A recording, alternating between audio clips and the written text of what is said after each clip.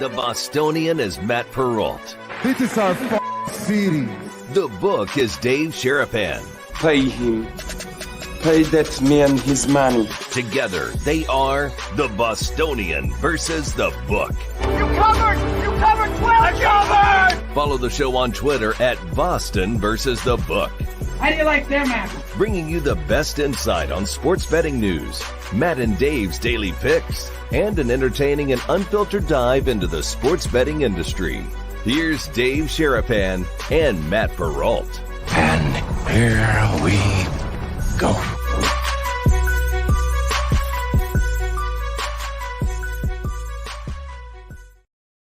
Happy Wednesday, guys. What's up? Welcome into another episode of the Bostonian versus the book. A little bit later than normal. We'll tell you why here in just 1 second.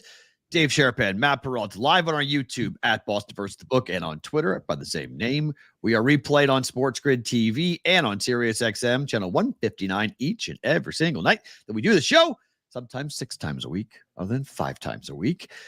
We've got Chris Forseberg from NBC Sports Boston. He will stop by here in about 20 minutes talking about Game 1 last night at the Garden. He was outside trying to do live hits. The crowd was too loud.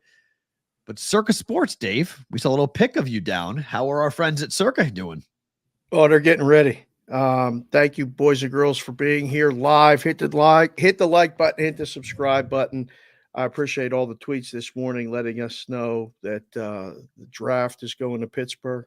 So I got the Steeler baseball jersey out, ready to go today. Circa's good. It's the calm before the storm. It's,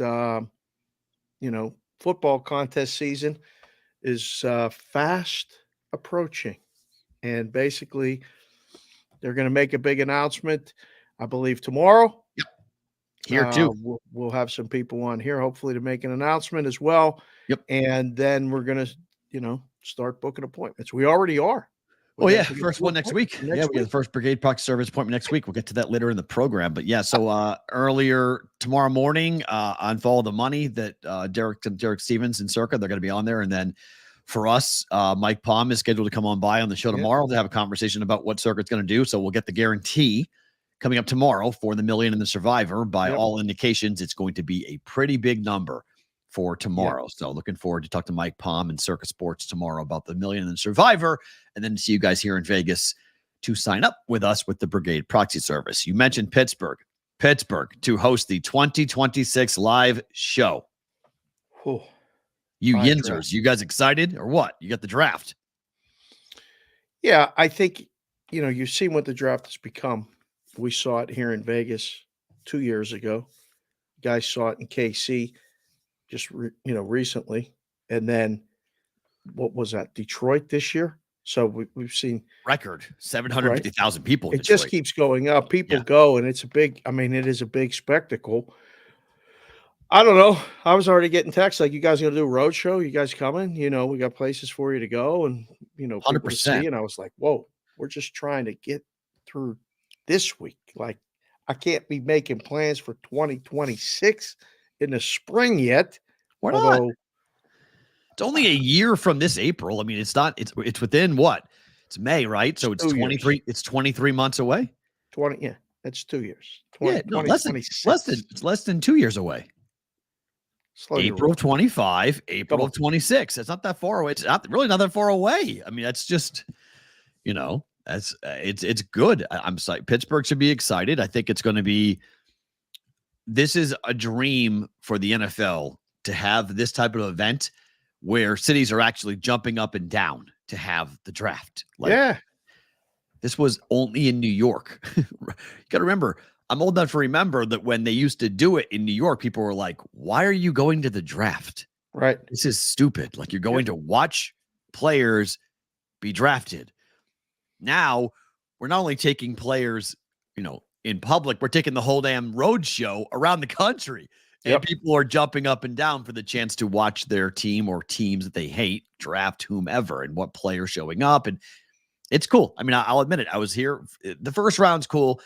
Day 2 gets a little bit, okay. Like, kind of like, all right. And then day 3 is like, whoa, like, what's going on with that? But yeah, you're right, TBW. The hockey draft is coming up in September here at the Sphere. It's the Oh, it's same June? weekend as the. That's what it was. I thought it was, sorry. I thought it was 305. It's 303. Yeah. Okay. Yeah. So 303 UFC, Conor McGregor against Michael Chandler and the NHL draft happening. So I'm Perfect excited week to come out and hang out and sign It up is. for the contest. Really good week to be here. Really good week to be a part of it, and a really crazy week considering everything that's going to be going on with. I mean, Conor McGregor made the announcement, by the way. We hadn't talked about it really, but Conor said yesterday that he's not just fighting here in June, he's fighting in September here for the fight. So there's going to be a UFC fight night or fight card pay-per-view at the Sphere during Mexican Independence Weekend, which is right around the 15th of September. He's fighting in that too. So he better not get really cut or really hurt, because it takes sometimes months to recover from a really bad fight. So I don't know if he thinks the Chandler fight's going to be easy or what, but he wants to fight potentially Nate Diaz for the trilogy fight. And I've seen the first two, and I sure as hell will see the third because the first two were incredible. So if that happens, oh my goodness gracious, if that's your headliner for the UFC Sphere event, let's go. I mean, I don't know if you saw some of the videos of what the Grateful Dead did over the weekend with the Sphere, but they're starting to figure it out what to do. They're starting to put some really cool things up on that screen behind where we'd see a fight night. I can't believe a sporting event is going to take place inside of that thing. So it's going to be fun. It's going to be fun. That is true. Nothing screams like Mexican independence than Conor McGregor. Right. Good call. Good call. True on that. It's true. So, all right, Chris Forsberg going to join us here in about 10 minutes. So let's get into it before we get to Chris. Celtics win game one last night, 133-128 in overtime. There's a lot to unpack here with this game. Let's just fast forward to 27 seconds left. Tyrese Haliburton had a hell of a game, but the turnover where he dribbled the ball off of his foot is not getting talked about nearly enough, because that started the waterfall. That it was an unforced error. They had so many turnovers. It was forced. Holiday was right up in his face. He was, but I mean, that's a point guard in the NBA. You got to have a handle like that. You see now that maybe Halliburton's got a handle problem, and maybe there's a liability there. You're right. Holiday was right in his grill up against him, but dribbling the ball off his foot, ball goes out of bounds. That kind of started all of this collapse for Indianapolis. They're up 3 with 10 seconds left. What'd you make of the inbound play? Because I thought it was just a really poorly executed inbounds play by the Pacers. I was more concerned after that they didn't foul. Well, but this is the play that set that up. Like, Boston wouldn't have had possession. If they had gotten possession, it's a foul, it's a free throw, the game's over. Yeah. So the play that really screwed them was the inbounds play. Like, turning the basketball over there is what really caused everything to unravel for Rick Carlisle. It was unbelievable. Yeah, as you're watching it live, you're like, they're gonna give them a shot to tie, and there was just no way that they were gonna have a shot to tie. Like, it was one free throw away from the game being over, and I thought the game was over. I tweeted game over. But then we had this play, Pascal Siakam. I mean, I know what he's trying to do there. He wants to alter the shot, but don't you just foul?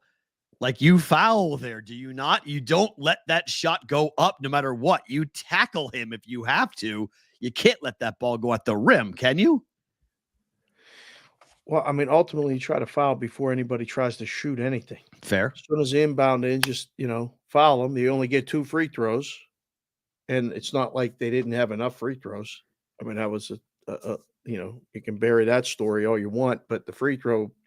Well, that's how the game's played, though. The 2 teams was absurd. One play goes to the one team's going to the rim, then another team's jacking shots. I mean, that's watching like college basketball the same way. It's just 2 different styles of play in the game.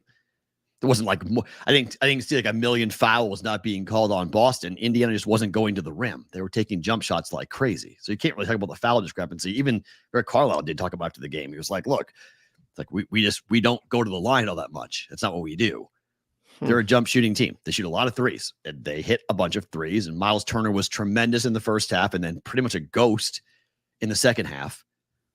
Boston played really well in the second half at times on offense. And at other times, they were completely inept and couldn't do anything.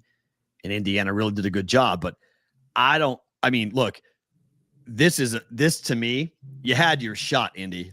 Like, I think this thing could be over in 5 now. Like, I'm You stunned. said that before the series. There was going to be 6. If they won that game, it was going to go into 6. 100%. For sure. But I think they blew it. I mean, because game 2, if Indiana doesn't win game 2, the series is over. It's a matter of how many games it will take for it to be over. They have got to win game 2 because Boston's going to win at least one game in Indiana. They're not losing both. And Woj changed the report before the game last night that now it's game 4. And I want to get Chris's take on this because it was game 3, and then game 4. And that leads me to believe that Boston might actually say, forget it.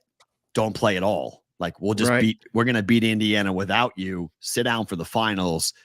Get that thing 100% correct. Get that right before you even have to play. Now, do you wait that long, though? Like, people are saying, can you have a guy be on the shelf for a month and a half and play him in the NBA Finals? Is that fair? Well, I mean, I don't know what you expect from that, right? Like, you expect full on what he was before? Like, or is there a, I mean, do you kind of ease him into it? What role does he play? I don't know. Yeah. I don't, only those guys know. The free throw differential was 9 of 10 for the Pacers, 24-30 for the Celtics. Yeah. I didn't feel like it was the rebound difference. The number was 44-43. So, I mean, the Pacers out rebounded them. Yeah. Points in the paint were the same, 58 to 56. Right. It was points off of turnovers for the Celtics was 32 and 21 for the Pacers. But Boston kept on pushing the lead to double digits. I think the biggest lead of the game that Indiana had was 5 points. Was 5 points. Yeah. Biggest. I mean, so like Indiana never really had control of that game. Boston was up by double digits multiple times. It was just they just needed to sustain it, and they weren't able to sustain it. And they were allowing jump shots and 3-pointers to go, and they allowed just matchup nightmares. I mean, Al Horford, Rick Carlisle completely outcoached Joe Mazzulla in the second half in terms of matchups. He constantly, and I want to get Forseberg's take on this because he's great with this stuff. I can't figure out why Mazzulla did not figure out a way to get Al Horford off of guards. You can't have Al Horford guarding guards. Like, it doesn't work. It was over and over again. Just stop switching. Like, I know Boston wants to switch everything, but if you're getting killed because you're switching on everything, at some point, stop switching. Like, it was crazy. I was yelling at my TV set going, you can't have Nembhard on Al Horford. This is a matchup nightmare. And Nembhard killed Al Horford over and over and over again. He had a good game. That was great coaching. That was tremendous, tremendous coaching. But, I'll be very curious to see how Indiana responds to having the game in their hands. And even Miles Turner said after the game, we blew it. We had the game.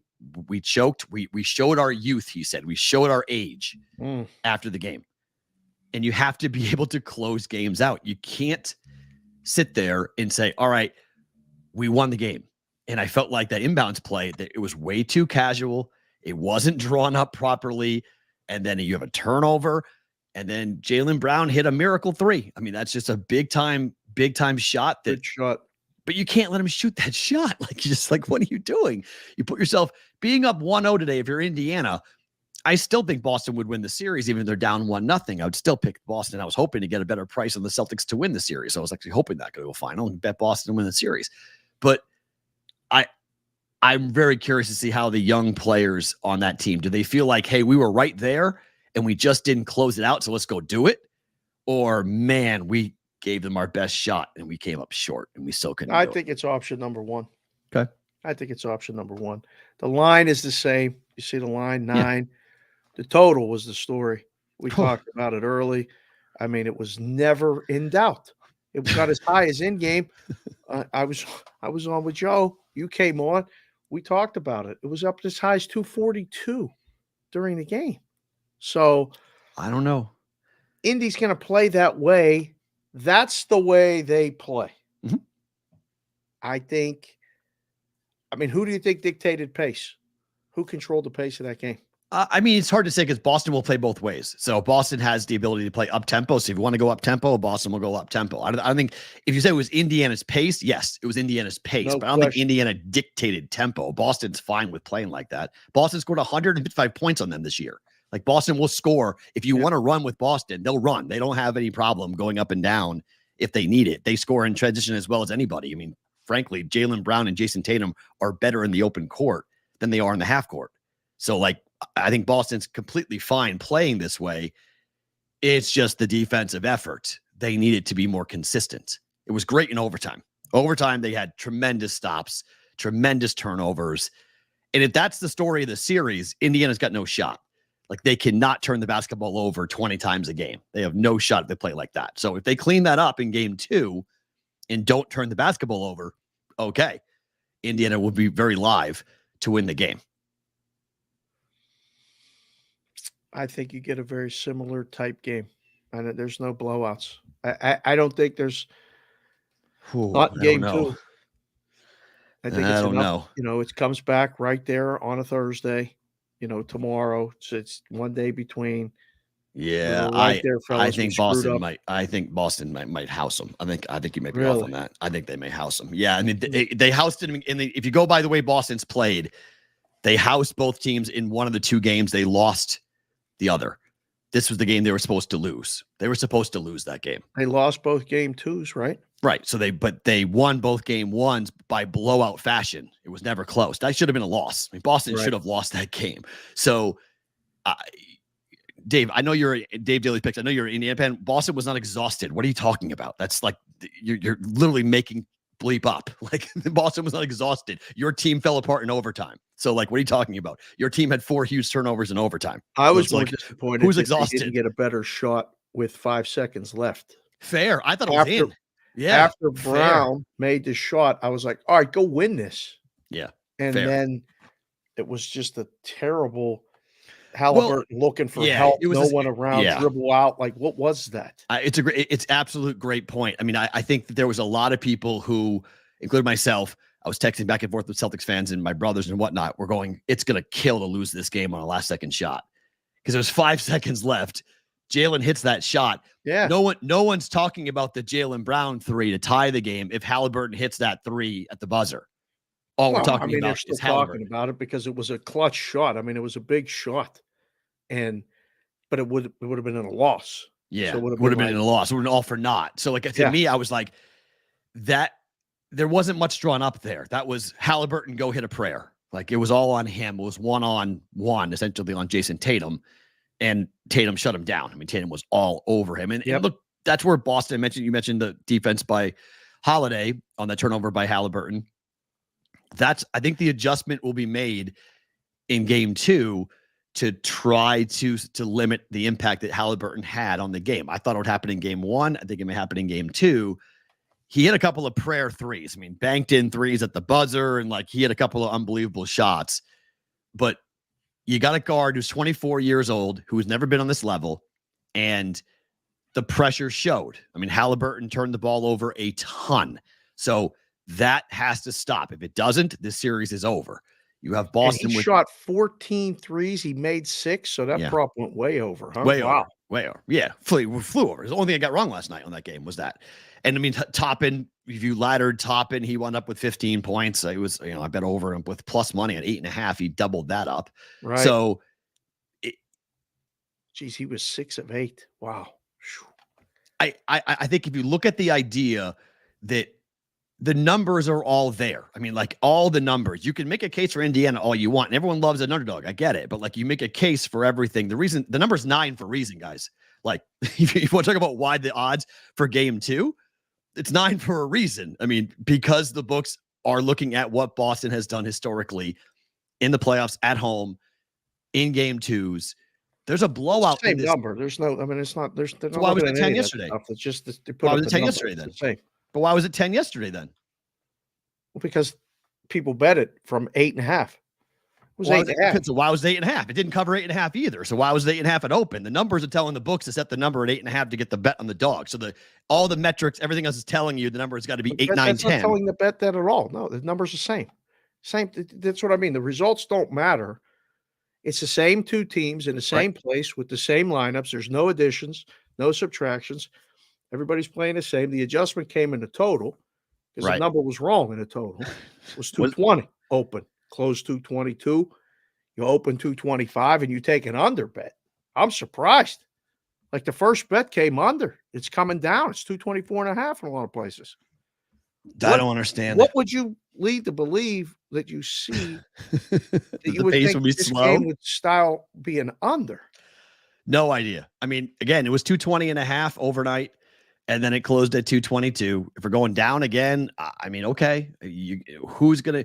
I guess they're betting of the blowout. That's all I can think of is that they're betting the blowout. That they think it's going to be like a 110-90 type of win for Boston. I think that's the only way it goes under. Right. I would agree. It's the only way. And that means Indy misses a ton of shots. So that's the only way. Otherwise, it's going to be, I think it's going to fly over. I think it's going to completely fly over. So first half Celtics was good too. Yeah, that's going to be a play. We're going to make a lot of it. Let's get to our guy, Mr. Chris Forseberg, joining us here on the Bostonian versus the Book. How are you, Chris? NBC Sports Boston. Great to see you. I've not talked to you in so long. What's going on? How are you? I was trying to think when the last time, like your ESPN New Hampshire days, when we would go on for like 40-minute conversations, and okay. I guess nothing has changed, right, with how you approach this job. But I do appreciate you checking in. All right. So last night you're out around the fans. You're doing a live shot. Literally, you can't hear anyone in your ear. What was the buzz like that afterwards? Because it could have been a much different environment if that shot doesn't go for Jaylen Brown. Yeah, it's funny because we don't go outside if they don't hit that shot because we don't want to be part of an angry mob. Things have come pretty easy to this team throughout the postseason. So I do think there was just this sense of what would happen when they got thrust into a kind of a pressure situation. And there was a little bit of jubilation, probably a little bit of relief from their fans. And ultimately you're one step closer to where everyone thinks they're going to be. But yeah, I do think people walked away a little bit like, oh, okay, this might be a little bit more of a grind than they thought coming into it. And there was a great sense of relief that Jaylen Brown saved them from themselves. Chris, Dave here. Pleasure to meet you, sir. We'll get to the New Hampshire days in a second because the more dirt I get on this guy, this is awesome. I can help you out there. Thank you. I knew you would. What was the vibe like in the building during the game? Because it felt like it was close. Were people like on the edge, like, oh, no, we could actually lose this game? Or was it that feeling of kind of, well, let's go. Let's get going. What was it like inside the building? It was a wild swing because you have all that game one energy that you've come to expect in Boston. We had 5 days off between the two series, which is unique on its own because this team always goes 6 and 7 games with opponents. So to dismiss 2, people were like eager to just get back on that court and see this team. And they hit them with that 12-0 run. You're thinking this is going to be a walkover. Here go the Celtics.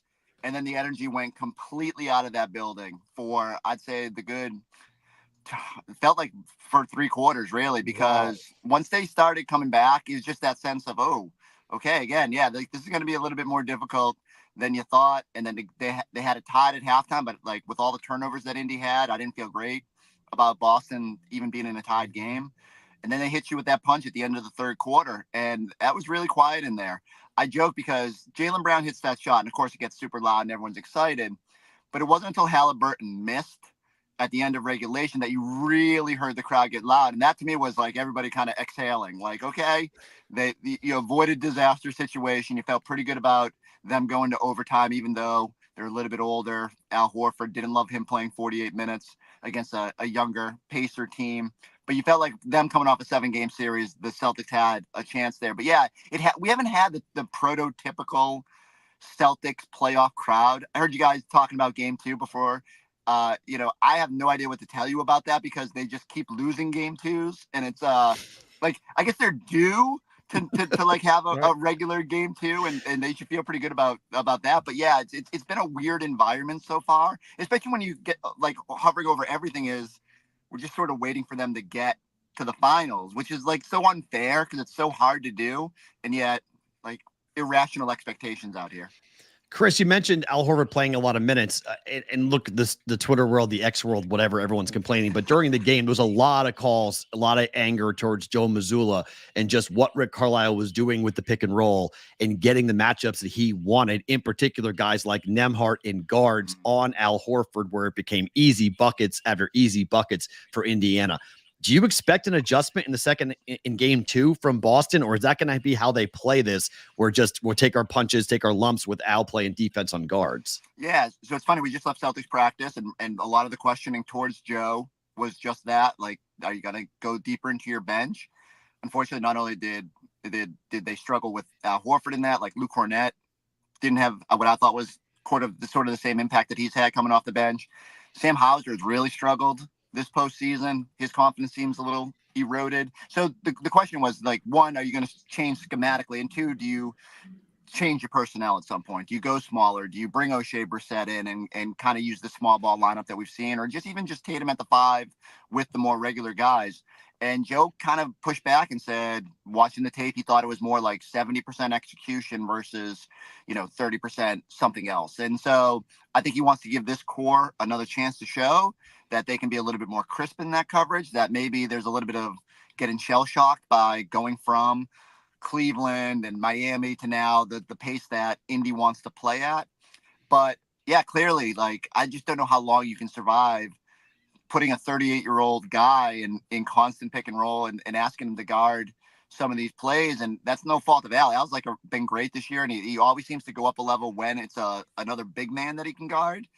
But man, like, when you're asking him to pick up Halliburton, and the way that Miles Turner was able to kind of just make decisions quickly and either kick it out to the wing, that's a tough situation for Al. And he figured it out in Cleveland series. Like, they put Darius Garland was attacking him downhill a whole bunch, and by game 7 or game 5 he had finally got that. But yeah, I'm very interested to see, like, what's the leash there. If that starts hurting them again, do they get out of it quick?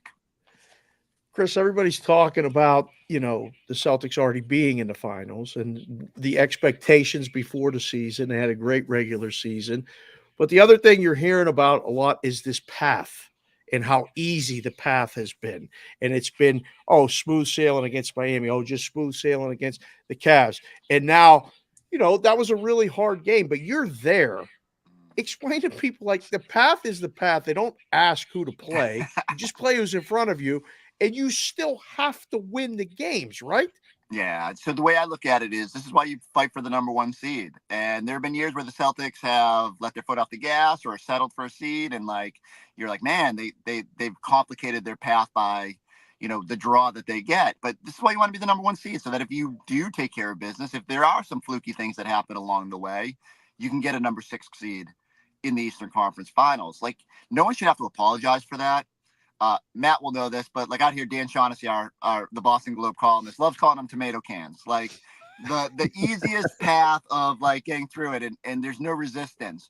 The funny part is everyone out here is split. There's some people that are like, this is great, they're just going to roll through everybody.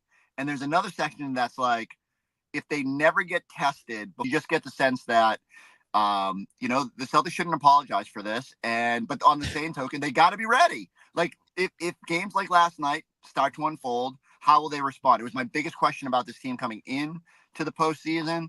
And while we don't have a huge sample size right now, they answered the bell in this game. And like, I feel like everyone should be out there buying. Jaylen Brown has this juice merchandise that he markets. Everybody on that team, especially Jason Tatum, should be out at the juice store today, picking up merchandise and saying, thank you, JB, for changing the narrative of how we'd be talking about this team right now. Without a doubt. Everyone's curious. So the reports going into game 1 was that Porzingis could play in game 3. Then Woj in the pregame comes out and says, well, actually game 4. Does his availability, in your mind, is it going to be dictated to as the series goes? I mean, if they lose game 2, he may play game 3. But if they're up 2-0, they may see what happens in game 3 and then maybe not even play him if they're up 3-0 in this series. Yeah, I think it comes down to, like, there's a bit of human nature to it, right? Like, okay, get through game 3, and where is he at in his recovery? Like, how do you feel about his ability to get back on the court?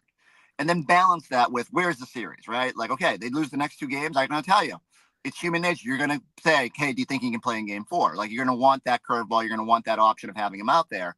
So I just think it comes down to a little bit of both. Now, in a perfect world, if you could divorce everything, you would say you're going to wait till the minute you know that he's 100%, that he's not going to aggravate this thing, and, just trade cautiously there. But I think it's going to be dictated a little bit by both his full health and where they're at. I think if they can get themselves a 2-0, 3-0 lead, 2-1 even, I think you don't rush it, because if all we're talking about is what happens at the finish line, then why risk taking out a player that could be just so pivotal to what they do against Minnesota, against the Dallas Mavericks? So it's hard. I know he wants to play. Like, he's sitting there, he's involved in every practice, and he's like, man, this is why I came here. This is why, we treaded so cautiously over the regular season. So I don't envy him having to sit there, but it's like, you see the history with the calf and aggravations and knowing how long, like, Giannis never got back, knowing Kevin Durant went from a calf injury to Achilles. Like, you just can't sacrifice everything just because you're a little bit worried about, 1-1 or 2-1 in a series.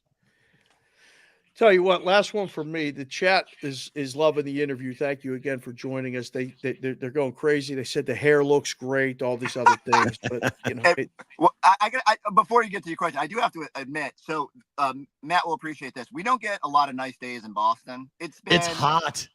It's hot out here. So I made the mistake leaving the practice facility. I wanted into the car. I wanted as quiet as possibly in the car, and I didn't turn on the AC. Oh, and you can see the sweat is starting to come from the hair. 88 degrees. It's Whoa! hot. It's hotter there than it is in Vegas? Yes. Yeah, it's crazy, hot. right? Oh 94 degrees. I was sent a screenshot of someone's car dash. It had 94 degrees. I was like, that's humid in 94. That's legit. This is our first 80-degree day, they said, since like October 20th. And so that's like 200 days. Like, an entire NBA season has passed since it's been 80 degrees. And so I'm not going to complain. But if I'm getting roasted in the chat because they can see the sweat beads starting to go down into my glasses, no. They love it. They love it. Matt and I have been discussing, and because everybody's kind of advancing the Celtics to the finals tonight, you got Mavs and T-Wolves. Who do you think is a better matchup for the Celtics if they get past the Pacers? Which, I mean, the odds tell you that they're going to get past the Pacers in 5 or 6 or maybe 7 games. Who do you think the Celtics match up better against? So here's normally I would just be like, it's Dallas, and because you have guards that you can throw at Luka, you feel like good defensively, you feel like you can. It's a little bit less of a daunting matchup on paper because you don't have to go through those bigs. And like, Gobert is just so good at being a deterrent there. You feel like that would be a grind. And the way that they play and the way that they harass, no one wants to see Minnesota right now, right? The flip side of it is, one, Luka has killed this team. Like, every time the Celtics play the Mavericks, it comes down to a final possession and Luka hits a buzzer beater. I don't want any of that in the postseason. The other part of this is freaking Kyrie. And so in Boston, this storyline would just hover over everything. And it would like, the series would, I'm not even sure the first 2 games would matter. Like, we'd just be like, Kyrie, he's learned, he's going back to Boston where it all went wrong and ready to show that it wasn't his fault. And look, give him credit. He's been really good there this year. He's embraced the right approach to this. He seems like the guys love him. Like, I thought it was a high combustibility. I couldn't believe they really brought him back on the contract they did. I wondered who they were bidding against. And yet, like, undeniably, it's worked. So you give credit to the Mavericks for figuring that out. I don't want to deal with it. So selfishly, I'd love to see Celtics Minnesota. I'd love to see KG at every game of that series, trying to figure out which way he's pulling. He said, like, he's rooting for both. You can't do that. You got to pick a side. So I think the Celtics Minnesota would be a fun one from my perspective, but only because selfishly, I don't want to have to deal with Kyrie drama every day and him doing stage in the garden. Thank you. Yeah, that video gets shown 8,000 times with him staging. And I mean, the Boston fans are already dealing with the fact that Chris Sale looks like a Cy Young Award winner again in Atlanta. And now you have Kyrie coming back in the NBA Finals. That would just be really not something that anybody in Boston really wants to deal with. Before we let you go, what is the plan for you guys? I mean, where are you going? Are you on the road? Are you traveling? What's it going to be like game 2 tomorrow as NBC Sports Boston? You guys cover this series. Yeah, so if you're lucky enough to get us on your provider, come hang out with us. We do 90 minutes of pregame in total. We'll be there for halftime. We'll do the postgame. Then I'll get to go out to Indy. Haven't been on the road a lot this year, so I'm excited to be on the road. It was fun up in Cleveland. Any of these Midwest cities, like I'm all in for, as long as the weather is still good there. We didn't get our usual, like normally we get Miami. Normally, I'm a big Milwaukee guy, so I like going up to Milwaukee. But I will say I'm excited. We were in Indy for All-Star Weekend, and we got a freak snowstorm, and it sucked, and like it really complicated things. People out there do not know, like up in Massachusetts, how to maneuver in that stuff. No. And so I'm hoping the flip side here, where we get, I think it's 80 degrees when we land on Friday. Maybe I get a chance to sneak out with the golf clubs a little bit and very nice. Enjoy some of this weather. Chris, thank you for the time. I'm on a red eye back to Boston on Friday. You're going to Indy. I'm going to Boston. I'll be back for Memorial Day weekend. I'm coming back for the long weekend. Enjoy Indy. Enjoy game 2. Thank you for the time. Really appreciate it, my friend. Thanks, Joe. I'm going to go turn on the air conditioning. Yeah, you need to do that for sure. So thank you for doing that. That's Chris Forseberg joining us here on the Bostonian versus the Book. I feel bad. He was sitting there in the literally like cooking himself in that car. Cooking. I mean, it's legitimately hot in New England today. It's 90 degrees in Andover, my hometown. It's legitimately humid and hot. So I appreciate him shutting the car off and the windows as you see the car temperature starts. I mean, he was getting all red around his neck. I was feeling bad. It had to be hot as hell in there. Literally cooking himself to do the show. So I appreciate him coming on to be a part of it. So yeah, you should really get out with the golf clubs in between game 3 and game 4, right? Because game 3, game 2 is tomorrow night. And then game 4 is Saturday or Sunday? Game 3. Game 3 is Saturday. And game 4 is Monday is on the holiday, right? And game 4 is, it doesn't have my schedule that long out, but I'm assuming it's Monday. Yeah. Yeah, that makes sense. Is the no-hitter dead in KC? Or are we still rolling with the no-hitter right now? I don't know. We got to make sure that we got to make sure that we get that on there. You just can't help yourself. I was just telling the boys at Circuit, I said, how was Chicago? Chicago was great. They said, were you there for Skeens? I'm like, yeah. Like, wow, he had a no-hitter going, huh? I'm like, yeah. And I was sitting with Peralt in the thing with Z and cousin Wally. He's going, hey, he's no-hitter through 3, huh? He's no-hitter through 4. Wow, look at this. He's got a no-hitter. I had to get up and get away from you. What's stop saying it? Yeah. Too good. It's a lot of fun. So who was pitching a no-hitter right now? Reagan's for KC. He's got 11 Ks through 5 2/3. 1 hit. Detroit has 1 hit. So then it's gone then. But he's still got 11 Ks through 5 2/3. So he's rolling at the moment. Yeah. KC is red hot. We'll get to them here in a couple of seconds. They've won. Let's see that if they win this game, that would make them 32-19, right? On the year. Yeah. Yeah. 6 straight wins, 32-19. Hello. If they win that game here tonight. Sleeper, quiet. One of the Lugo's been an incredible addition. Everyone knew Reagan's going to be good going in. He was one of the Cy Young, guys. You could top 10 Cy Young odds guy going into the year. But Lugo's been the guy. I mean, they've had Reagan's and Lugo at the top of that rotation. That's really helped that team. And obviously, Bobby Witt Jr. has been just absolutely tremendous. So look out for that. Literally just came up a hit. That's great. There we go. That's tremendous. See? I mean, he does it every day. Sorry, JC from KC. This is how it goes. If I have that type of power, I'm in love with myself at the moment. If I have that, you're in love with yourself anyway. That's true. It's unbelievable. Ranger Suarez electric again last night. 10 Ks play, baby. Speed square play gets in. 1 earned run against Texas so far. Suarez is 9-0 with a 1.36 ERA and a 0.76 WHIP. Could we? Is this going to be the Phillies? Summer? Is this, this seems like this team red hot and the bats are red hot right now. That run line was in peril. Was until the 8th inning. It was 3-1. He was cruising. They gave up a run in the top of the solo home run to go 3-2. Seager hit it was 3-2. I'm on with Joe and I said, yep, they're going to score. Was plus 200 to lay the 1.5 right then in game. Ooh. They get a leadoff base hit, a second base hit, and then boom, get a couple runs.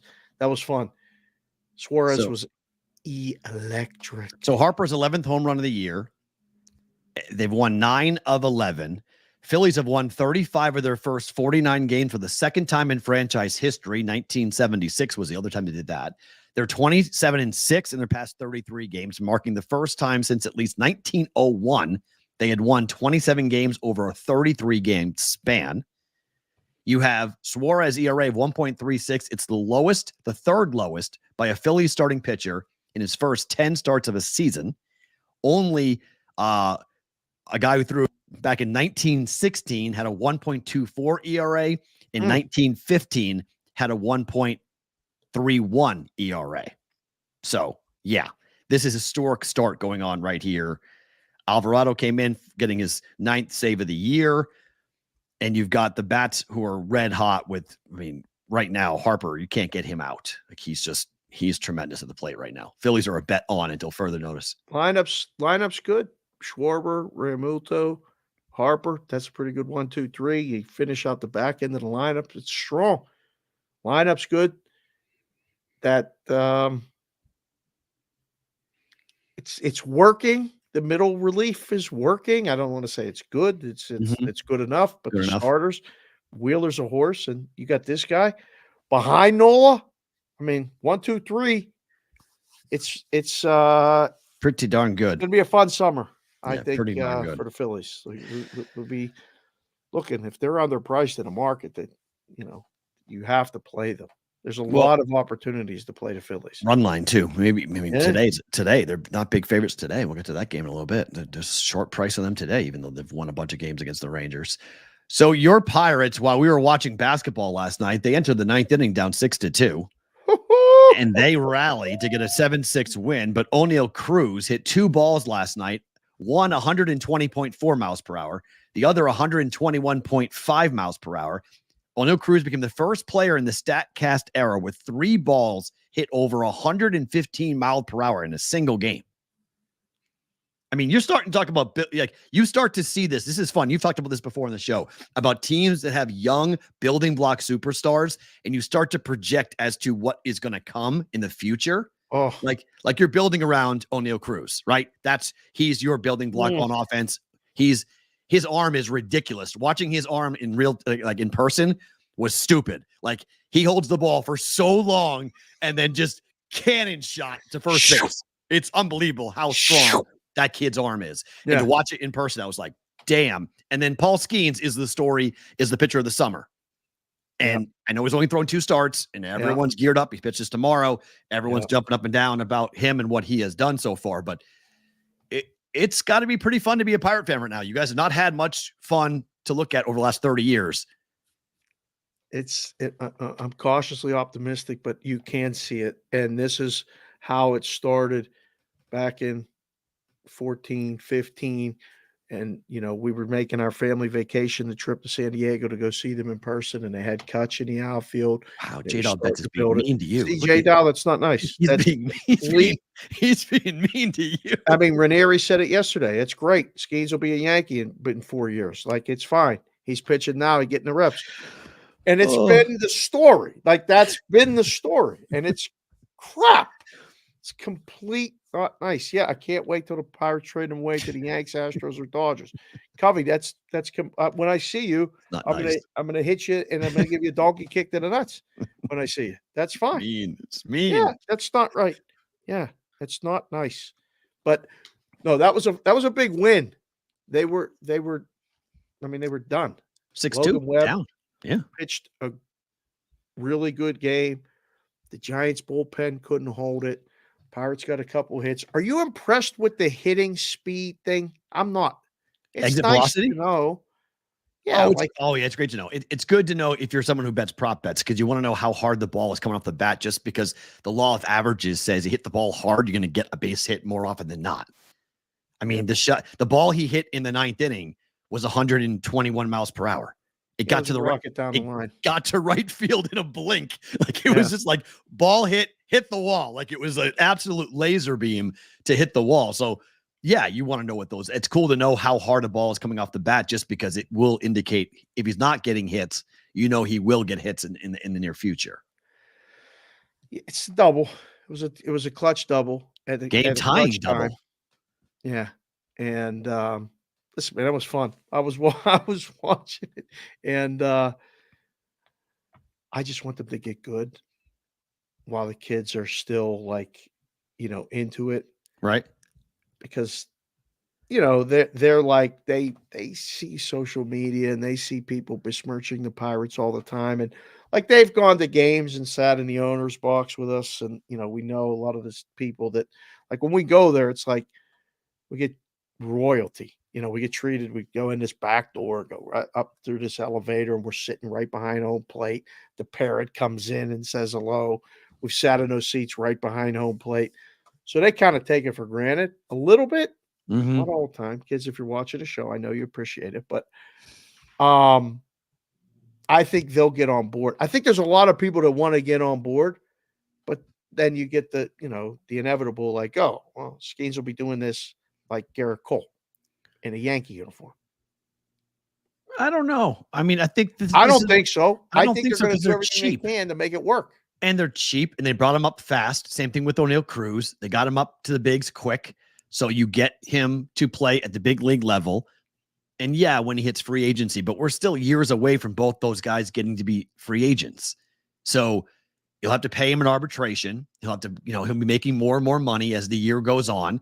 And so that may cause the Pirates to feel a little bit like, we may have to pay this guy his market worth in arbitration. But you hope that the Pirates say, okay, we're going to do this, because the Penguins aren't going to be great anytime soon. They've got a big, transitional period. The Pirates, the Steelers have the hardest schedule basically in football. And so, yeah, but it might not be a great Wilson. What? They got Russell Wilson. So I don't know how good things are going to go for Pittsburgh in the football department. So maybe baseball says, hey, we can make some money here. Let's get good in the fall. Let's make sure we lock down these guys. I mean, these are the types of kids that you would love to see, and you take the risk, right? Injury could blow it up, but you lock them up long-term. You give them big contracts long-term. You guys did that with the Reynolds kid, right? You locked them up long-term. You can do that. You can grab players and lock them up long-term. So hopefully Cruz and Skeens, you say, hey, we're going to pay you more money as a, second-year, third-year player than you should be getting, to pay you less as a fifth and sixth-year player. So you take it more now than then, and then you'll still be a free agent in 20 or 28, 29, 30, and you can go hit the market whenever you want to. So I would love to see Pittsburgh keep these young kids around and go do something special. It'd be fun. They got the pitching now. The pitching is, kids, young pitchers. Yeah. Jones is pitching tonight against Snell. They're a small favorite. I like them again. I like the under. Keller has, after a rough first couple outings, has been very reliable for a quality start. And now Skeens Day tomorrow. I mean, that avoids the losing streaks. And right now, the losing streaks and things in the past is what hurt this team. Right. Where they Guys, lose 5-6 in a row. Remember, Fenway Sports Group does not own the Pirates. Bob Nunning owns the Pirates. Right. Fenway Sports Group owns the Penguins. Correct. So it doesn't matter. Like, if hopefully Bob wants to pay, Bob will pay. Hopefully, if he Bob wants, has never wanted to pay. Right. But hopefully he will. Hopefully he will be willing to say, all right, we could be really good in this new era of broadcasting, being more uniform with broadcasting rights, that Pittsburgh's not a, quote, small market, that you could have people in San Diego wearing Paul Skeens jerseys. Like, you can have people in Florida wearing Paul Skeens people jerseys with mustaches on the road when he travels or when he goes and does stuff. So there was an absolute buzz that day in the ballpark. 100%. No there was debating. A buzz in that ballpark, and that wasn't just because it was Cubs Day and it was Friday. Right. It was the Skeens Day pitch in person. And he was everything you'd hope. And we saw Kyle Hendricks pitch. I've seen him pitch too. I've been to 2 games for the Cubs this year at Wrigley. I've yet to see a Red Sox game in person, but I've seen 2 Cubs games. Both times Kyle Hendricks pitched, and both times Kyle Hendricks got rocked. So he's been sent to the bullpen now, which is, his career is over, right? I mean, he's got nothing left. This is like just delaying the inevitable for him to be cut. Not necessarily. You can come in and get 3 innings, right? Or like, just a blowout guy. It's a blowout arm. It's the 3rd time through. We saw it right away. Like, it was, they waited too long to take him out when we were there. Yeah. It was, you better go get him now. And then it snowballed into a big inning. And it just, when it goes, it's gone. and major league hitters know it, and they Yep. capitalize on it. But I've seen, it's. I've seen two lineups. Dodgers knocked him around, and the Pirates knocked him around. Like Right. he just. Cub fans are not happy with their starting rotation, and I mean they've got Steele going tonight. We'll talk about that game a little bit, but that's my one worry about the Cubs. Their bottom 6, 7, 8, 9 hitters are anemic, and their pitching right now is shaky. Yeah. For betting opportunities, when teams leave guys in the rotation, like, we've had guys dub Corbin Day in Right. here. Right. Who was the lefty for the Rockies that it was a bet on? Oh gosh, yeah. Sorry, I can't remember the name. Somebody in the chat will tell us the guy's name. But there's certain days when that guy pitches. Freeland, not Freeland. Kyle Freeland. Kyle Freeland. Yeah, Kyle Freeland. Yeah, it was Freeland Day. It was going to be Hendricks Day, and right. It was one of those situations where, especially when they were at home, they were favored, and you just knew that it was going to be either an over or the other team first 5, something like that. So that's the bad part from the wagering standpoint, is that when guys get taken out of the rotation that you were looking to bet against, it leaves a lot of unknowns what's coming behind it. Yeah. They need to get the kids up. It sounds like for the Cubs, if they've got young pitchers coming up, bring them up because you need help. All right, to basketball tonight, Minnesota. You guys are all arguing what's a better city, Minnesota or Minneapolis, or Minnesota or Milwaukee in the chat. Oh, I would say Minneapolis personally, but I do like Milwaukee. 4.5. Wait, how'd Milwaukee get involved in this? I don't know. They're going back and forth about Milwaukee versus Minnesota. I don't know. Because Chris brought it up. He likes going to Milwaukee. Oh, Milwaukee. Yeah. He likes going there during the playoffs. So they didn't go there. But am I wrong to like Dallas tonight? No. I like Dallas tonight. Yeah. I do too, pregame. I was down at Circa, and this kid that's rolling, this Porter kid, he wants to come on the show and do all this other stuff. He had a ticket for 10 dimes on Dallas plus the points. He's doing some stuff right now. He's betting and getting picks out and all this other things. He said I think it was he likes to look at the officials, the referees and stuff. And these officials with the home team, the road team is like 10-0, isn't it? It's 10-2, I believe, something like that. Yeah, that was 10-0. I thought Dallas was 10-0 with this referee. Yeah, on the floor. Yeah. And that's not why I'm betting Dallas, but Dallas is 31-16 ATS on the road this year. So I mean, game 1, both teams had tough series, so I don't think there's an edge there. But I just think it's a younger team coming off days extra rest, though, right? Yeah, but that incredible. How do you get back up after what happened in Game 7 for Minneapolis? How do you get back up? Yeah. How do you like go? Okay, we just had an incredible, the biggest comeback in the history of Game 7s. We come all the way back, and now we got to deal with Kyrie and Luka. Right. So I think Dallas money line is live. I think Dallas could steal Game 1 tonight. Yeah. What do you think the total? Long series. What do you think the total? It's going to be hard. Is this a split? I mean, we can't get a possibly road team again. Like Minnesota winning Denver 1 and 2 would stun me. No, I don't think Dallas wins them both. Dallas wins both? No, they win one of the two. I think they win tonight, lose Game 2. Right. But I don't get the total. Every game between these two teams didn't just go over 207, 208. It flew over 207, 208. I don't get the total down to 206. This doesn't make a lick of sense to me. It's just like last night. I don't understand. Why? Dallas at home, I get. You want to bet Mavericks at home under? Sure. I'll buy into that. Denver at home? Sure, I'll buy into that. Minnesota's kind of a 500 team when it comes to this. They can play either way, fast or slow. And Dallas plays faster on the road than they do at home. I mean, some of their games are like 118, 110. Like, didn't just go over this. Like, they flew over this. When's the last time these two teams played? Oh, it was relatively recently. Hold on. I'll tell you exactly. Let's see. in the regular season. Unlike last night, like this one, I'm thinking actually under. Last time they played was on the 31st of January. 121. The final scores were 121, 87, 115, 108, 108, 110, 119, 101. Wow. Didn't just go over 206. It flew over 206. So both teams score 100 tonight? Yes. If not very close to it, 97, 98. Right. Upper 90s.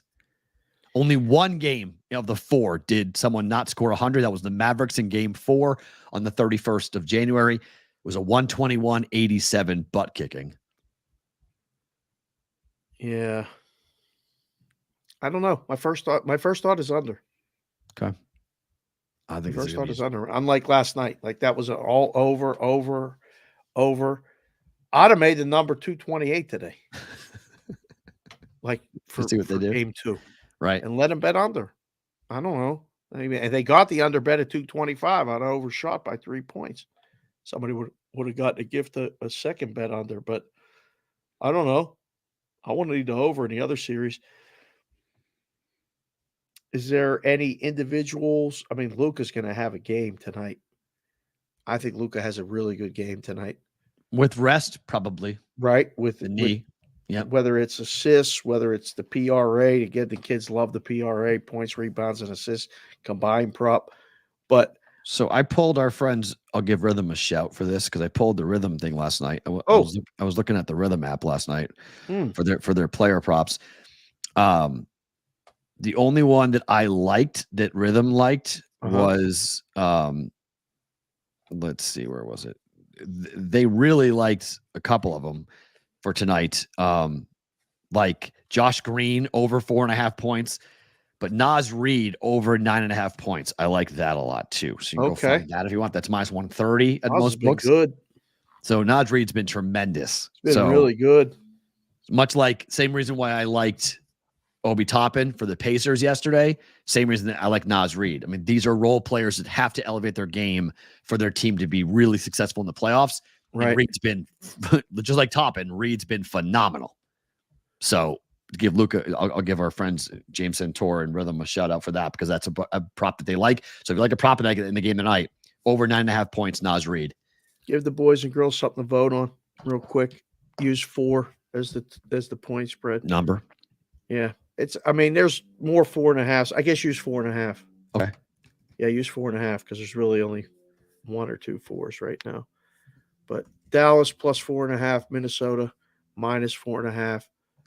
If you're here, vote in the poll, please. We'll see what the boys and girls say. I don't know. I think we'll get more dog bets after us talking about it. And I would just, did we get more dog bets yesterday, Pacers, or did we get more Celtics bets? I can't remember. I thought it was heavy on the Pacers. Yeah, we were right on that. It was heavy on the Pacers plus 10. I think Dallas. We'll see what the line closes at, but let this climb. I would just let this go, like 5. If you get to 5 or 5.5. Oh, it's 5 tops. They're not going past 5. No one's going to 5. No. If it goes to 5, it's a top. Yeah, I'm just looking at the screen now. There's no way. Can't give away the dog money. Got it. There you go. 5. Thanks for Naz dominating this matchup versus Dallas all season long. 22, 24, 15, and 36 points, rebound, assists in the 4 matchups. Only need 15 for points, rebounds, and assists. Look at that, fathead. Good work. Good find. Good work, fathead. Yeah, I like Dallas too, football guy. I think it's at 4.5. Love Dallas. Wow. Or they're on the road. They're just they could lose by 2 or 3, but I think taking the 4.5 points gives you a decent cushion. Bet it at 6 a.m. What the hell were you doing up, Football Guy 97 at 6 Going to work. Got things to do. Got people to go see. Listen, I get it. Get up early. To hockey, the other game tonight. Game 1, Florida at New York. Game's a pick. Total's 5.5. Is New York better than Florida anywhere besides goaltending? I tried hard last night going through this, and I can't figure it out. I don't think they are. I think New York is better in one place and one place only. Power play, fine, but the PK for Florida is tremendous. So Bobrovsky's penalty killing was really good against. I think the whole series is Bobrovsky. It's the whole, to me, who wins the series. Yeah. Because I think Igor's 2 or 3 goals given up every single game.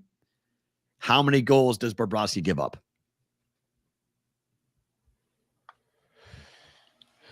What's the thinking off of the rest? These two teams have been sitting. Doesn't bother me. It's Punch one drunk, of I'm two with you. things. Most of the time, it's sloppy hockey. Goals. Can't complete passes and a dead under. All the way around. I go dead Yeah, over. and it's a dead under. With I the think goalies, getting the best of it, or it's a little undisciplined, penalties, things like that, and it goes over. Power plays tonight. Just given the way that the series went for Carolina versus Carolina, the first 3 games for the Rangers were up-tempo, fast. The energy in the building was electric. It was just that place is gonna be hyped up tonight.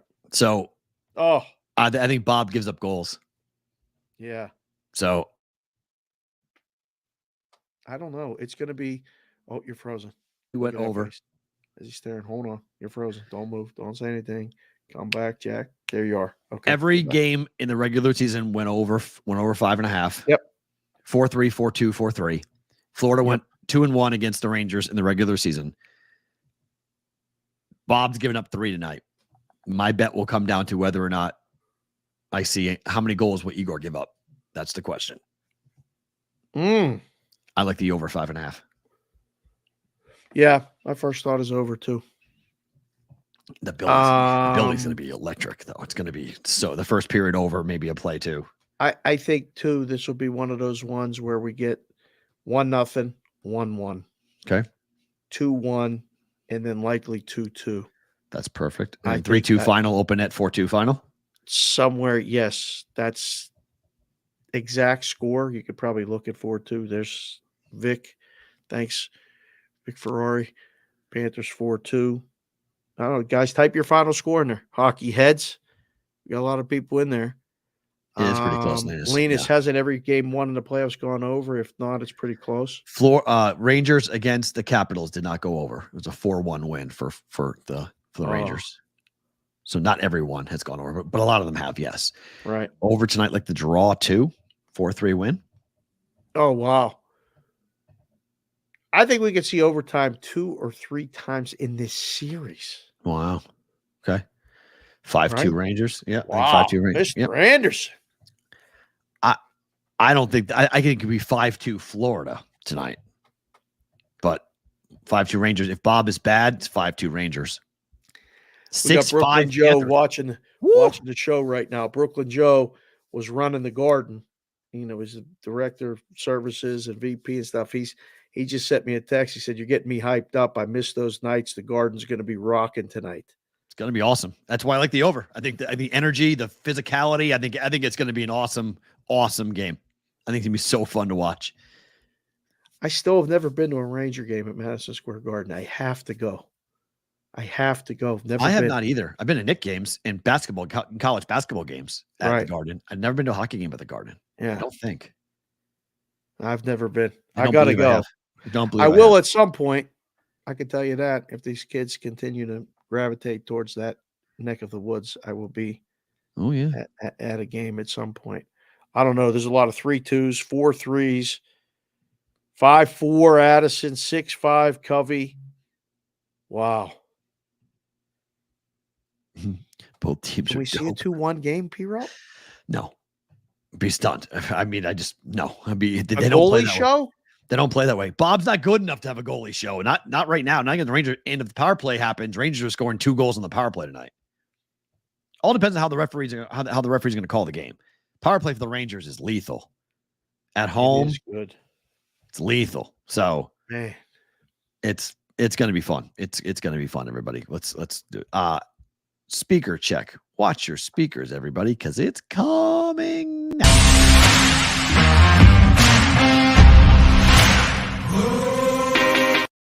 I gotta say, the NFL is finally going to do what we've been asking for the NFL to do for a long time. The NFL is going to use the technology that actually is available. The 65-year-old old dude with the chain gang is going to be replaced in the preseason and most likely going to be replaced, if it works, during the regular season. Brigade Proxy Service NFL Story of the Day. You guys are able to go to thebvbshow.com to log in.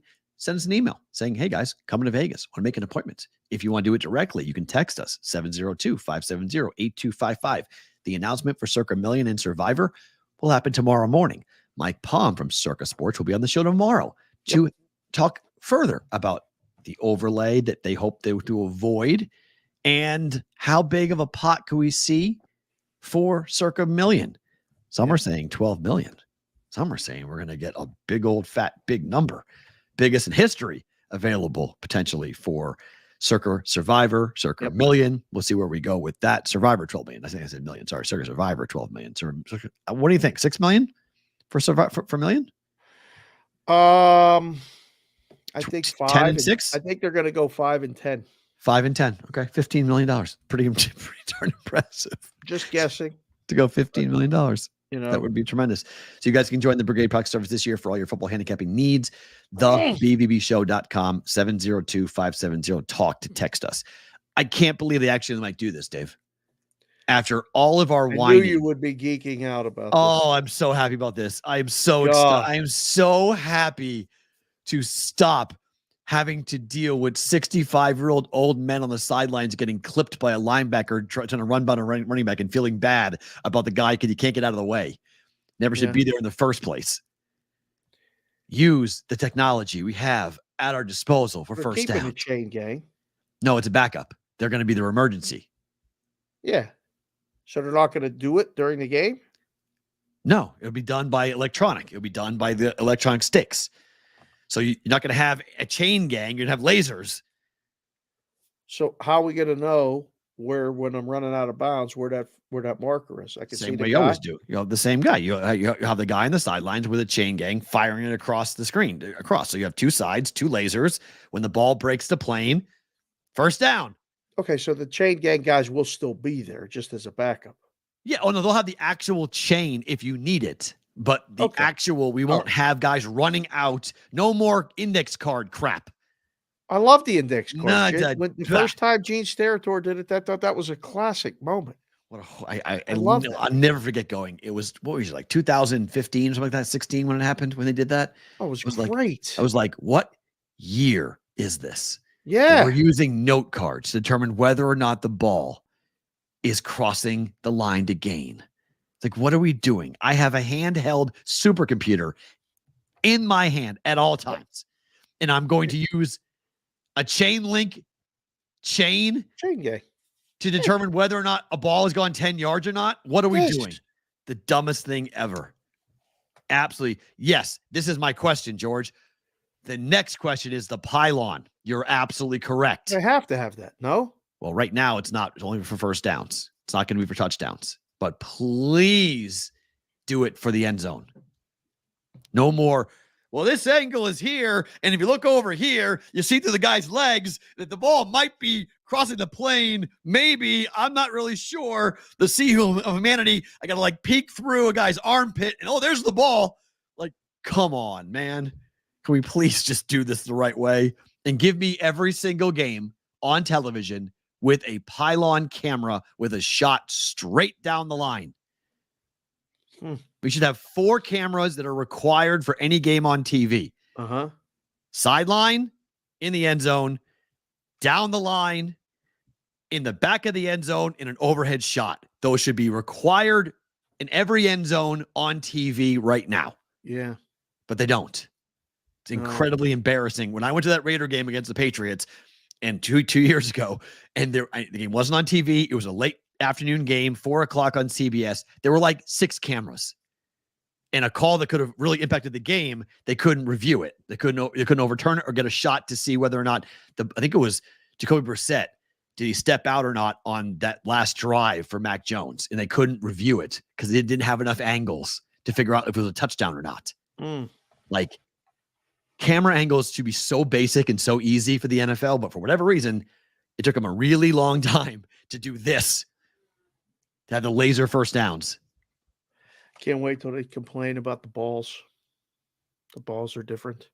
Well, no, because the balls have been chipped for years. Remember, we found that out 2 years ago. We found that out. The balls have been chipped for the last 10 years. The balls shouldn't change at all. This technology has existed for almost a decade. The balls shouldn't change at all. There should be no problem. The balls have had microchips in them for a long time. There'll be something to bitch and complain about. This is not going to just be a smooth transition. I would agree. It's like VR for soccer. It's not going to be transition. It's not going to be easy. I would agree. No. That I agree with. It's not going to be simple, but I'm just so happy that at least we're going to attempt to try it in the preseason. Oh, yeah. To move us into 2024. Yeah. Having technology involved with football. Cameras next, please. We're going to do replay. Make sure every game is replayed properly. Not some games here, some games there. Oh, wait. It's Monday night, so it's a big game. You got to have better replay. Oh, it's Sunday night. Got to have even better replay. What? Every game is important. What? I mean, my Sunday afternoon game is as important as your Sunday night game. What are we doing? Tennessee, Jacksonville in the late window on a Sunday is important. All of them. Of course it is. Is it? As the book, you got 10 dimes on that play. Isn't it important to you? The NFL game. I don't know. I think it would be important. I don't mean for Jacksonville to catch strays, but just saying there are games that matter, people that that matter. This is, I don't want to say a victory lap for some, but it is an interesting number to take a look at just in terms of what we've seen. Caitlin Clark, massive spike in handle for WNBA betting. Now, I think you would say if it goes from 0 to 10, is that a massive spike? It's a massive spike. The numbers are interesting. The numbers are high. I mean, it's according to those who are reporting things, Caesars reported a year-over-year up 516% bet count and 84% surge in handle. FanDuel reported a 230% increase over year-to-year from opening night, and the amount of active bettors was up 194%. And they also found, FanDuel reported that over half of the bettors that were betting on the Fever were first-time WNBA bettors. Yep. What does that tell you? When the game's on TV, people will bet it. Because tonight, they play tonight, right? Fever play tonight on national TV? The commercials, everything all helps. The jerseys helps. What? How many of them are from Iowa? How many of the first-time bettors are from Iowa? Probably a bunch. I don't want to. I don't have my Iowa hat over here. I'd put it on right now if I had it. No, that's good. Like, we're talking about it. That's good. I think. Did you agree with this? The WNBA has arrived? Oh, it's going to just continue to get more legs. Interesting, Addison. I didn't know that. We don't see boosts here in Vegas. Right. So there were a ton of boosts. Is that why people were betting it? Of course. A lot of it, listen, the reporting, a lot of it's manufactured. Okay. Just like the handle numbers in general are boosts and promo money and all this other stuff. When you put it at the top of the menu, people get it, especially new bettors. So if DraftKings reported that in the span in which the Fever lost their third and fourth games to drop to 0-4, losing to the Sun and the Liberty, the handle at DraftKings was up over 150%, and the bet count rose 800% year over year. Yeah. 800%? Right. So if you went from 2 to 20, right. What is that percent? Right. No, that's my question, right? If it went from nothing to big. Yeah. Anything is better than nothing. The numbers are pretty impressive. I mean, the numbers, the TV ratings are 1.7, 1.9 million people watching. A lot of people watching the games. It's a lot of people watching the games. Yep.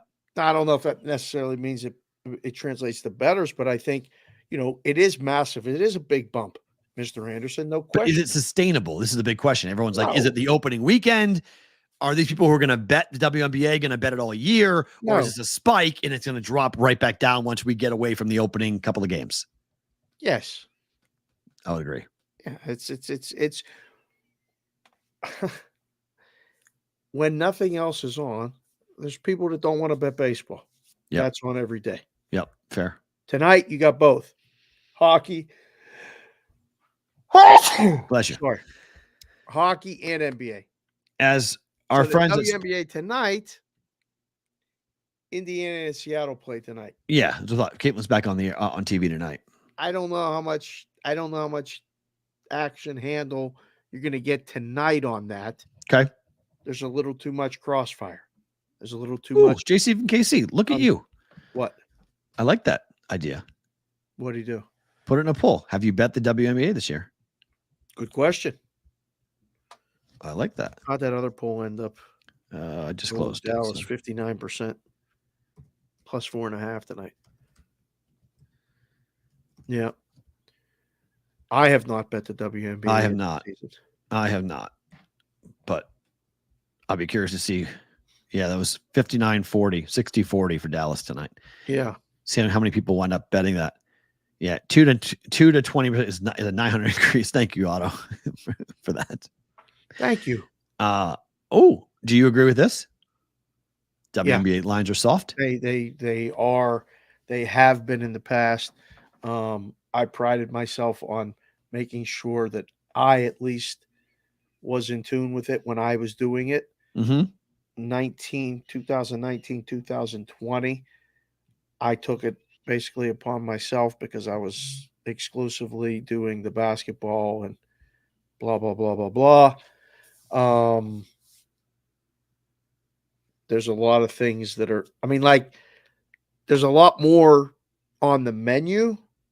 You can find a lot of really Sharman soft numbers, not just talking side and total. There's interesting because that are up that you could pick apart. The Aces got smoked at home last night. They lost by 10. They lost outright? By 10. They were 13.5 point favorites, lost by 10 outright. Hello. So that that hurt a lot of They got all that parlays. cash from the LVCA. Did you see that deal? That deal, if you guys don't know what Dave's referencing, so the Las Vegas, basically there is a large tourism and convention center entity that made $35 million last year off of revenue from taxation of hotel rooms here in Vegas. They're taking 1.2 million of that and giving it directly to the Aces players for being representatives of Las Vegas, $100,000 each for 2 seasons. For 6 players on the Aces, that's more than their actual salary to play the entire year to get $100,000. I don't know if that's going to be allowed. That has raised a gigantic red flag in the WNBA about whether or not it's okay. And in result of it, there's been a lot of people poking around about how much money the LVCA has. Did you see that they changed their bylaws yesterday as to how it's funded? Because they changed it yesterday. Yesterday they changed it from we are funded by hotel room taxes to we are funded by hotel room taxes plus private donation. So the thought is that they're going to funnel money from a private person through the LVCA to the Aces, which the question is going to be is who's that person? Is it Mark Davis? Is Mark Davis the owner of the team skirting rules for the salary cap by going through the LVCA to get the players to want to play in Vegas more because they're going to pay more money? So there's a lot of stuff going on right now with that payment to the players. That guy that we had on the show for the Super Bowl. He's the guy. Announcement. He's the guy who Steve Hill. Can't remember his name. It might be Steve Hill's name, but he's the head of the LVCA. Yes, he's the one who's in the locker room making the announcement. So I've just been following it, on social media going like, this is really interesting. The influencers here in Vegas are all over this story. Like they think it's got a whole lot of different tentacles to it. This is not a simple open and shut, like giving these players $100K. There's more to it. Wowza. Yeah. It's a much bigger story than it's local people here, but it's involving the WNBA, thus the NBA, thus the NFL, because it's Mark Davis. Same way with the Brady conversation about Brady trying to become the owner or part owner of the Raiders. How that goes in, the influx of money that Brady is trying to give to Mark Davis. Is Mark Davis then going to give that to the Aces? Like, there's a whole thing with that. Wowza. That's a web. Okay. That's a very interesting web that's being woven. This story is kind of a sad one. The NBA is finalizing its media rights. ESPN, NBC, and Amazon will be the new partners for the NBA broadcasts, starting with the 25 and 26 season. That means the 24-25 year will officially be the last ever for TNT because they will not be able to afford the rights going forward. And TNT will lose the rights, and thus Ernie Johnson, Kenny Smith, Charles Barkley, and Shaquille O'Neal, the show known as Inside the NBA, which is arguably the best pregame show in the business, is going to go away. What's your thoughts on Inside the NBA ending? Nikki Ceramello just came in the chat and said, breaking news, ESPN has reached a 5-year agreement to sub-license college football games on TNT Sports. Makes sense. They got to run their game somewhere. Right? They're gonna have way more NBA games now, clearly. Huh. That makes sense. I love this show. I love Inside the NBA. I've been watching this for a long, long time. This was always on in the book. I love Barkley. Always have. That night I hung out with him in Phoenix years ago was just amazing. I was a big fan before when he was with the Sixers and have always enjoyed him on the air. Ernie Johnson's a class human being. His speech last night, I tweeted it this morning. They won the Sports Emmy for the show. Everything changes. It's shows this end. Sucks though. This sucks. Sucks. I mean, this sucks. Like, there's no way around it. This sucks. Like, sucks. Things change, networks change. I get it, but like, this is one of those shows that like we don't watch pregame shows. We don't watch halftime shows. We watch this pregame show. You want this halftime show to happen. You want to see what they're going to do. You want to see what they're going to come up with. You want to hear Shaq and Charles needle each other and go back and forth. You want to see Kenny Smith run to the screen. You want to hear Ernie Johnson and see him say something funny and weird. Like it's a show with chemistry. It's a show that works in a time in which so many of the halftime and pregame shows are plastic and boring. It just sucks to go away. It sucks. It's going away. I know in the book, we don't watch any of them, right? Yep. So for years, I've seen them on and never heard them. Never really watched any pregame, anything. Right. And halftime usually is busy, especially football. Basketball, yes. But this was the post game of this is what I would always watch and really be entertained and enjoy. And, now with the social media, you see the clips. And I love when EJ would sit at the desk with the baseball.